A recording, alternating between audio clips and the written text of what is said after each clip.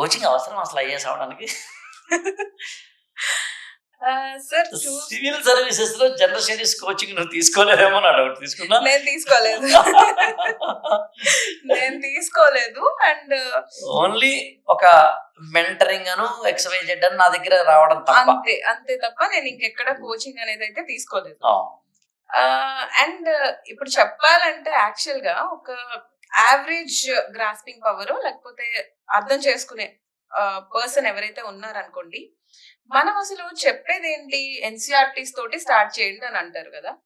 So 6th class level లేదా 12th class level maximum, అది ఒక డిగ్రీ ఫినిష్ చేసిన పర్సన్ కి అర్థం కాకుండా అయితే ఉండదని నా పర్సనల్ ఫీలింగ్. సో అలా చెప్పిన దాన్ని మళ్ళీ నేను చెప్తాను. చెప్పండి.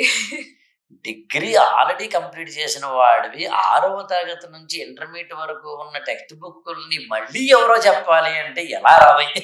అంతే, కొద్దిగా అంతే నేను చెప్పాలనుకుంది అదే.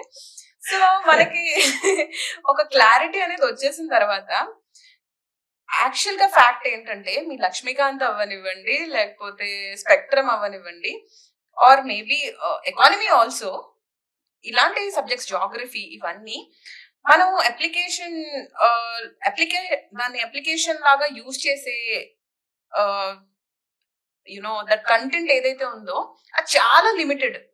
మిగతాదంతా మనం గుర్తుపెట్టుకునేది ఎక్కువ ఉంటుంది. దాన్ని ఎవరో చెప్పినా మనం గుర్తుపెట్టుకోవాలి, చదివిందే చదువుతూ ఉండాలి, చెప్పకపోయినా మనం చదవాలి.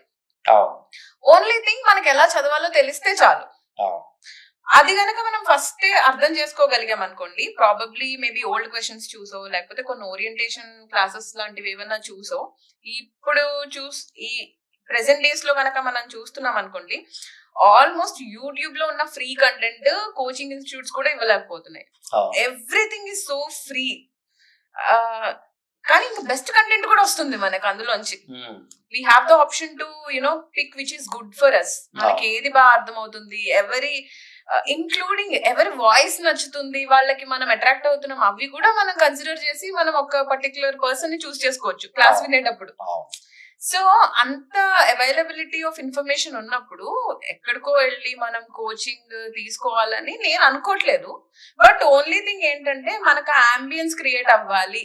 ఇంకా మనం ఆ స్కూల్ గోయింగ్ స్టూడెంట్స్ లాగా, లేకపోతే ఆ ఫీల్డ్ లోకి వెళ్ళి అంతే సిన్సియర్ గా వెళ్ళి, రోజు వెళ్ళి అక్కడ కూర్చుని నేర్చుకుని వచ్చి మళ్ళీ మనం రివైజ్ చేసుకోవాలి, ఆ ఫీలింగ్ మనకు రావాలి, లేదా ఆ అంబియన్స్ మనకు ఉండి అప్పుడే కొంతమంది మేము మోటివేట్ అవుతాము, మేము చాలా కాన్సన్ట్రేట్ చేయగలుగుతాం అని అనుకుంటే కనుక వాళ్ళు ఇంకా తప్పదు, they have to go for coaching.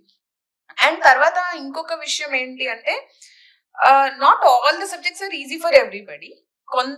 కొంతమందికి కొన్ని సబ్జెక్ట్స్ లో కోచింగ్ అవసరం. ప్రాబబ్లీ ఆ కొన్ని సబ్జెక్ట్స్ కోసం మేబీ వాళ్ళు అన్ని సబ్జెక్ట్స్ కి కమిట్ అవుతున్నారేమో, తప్పట్లేదు.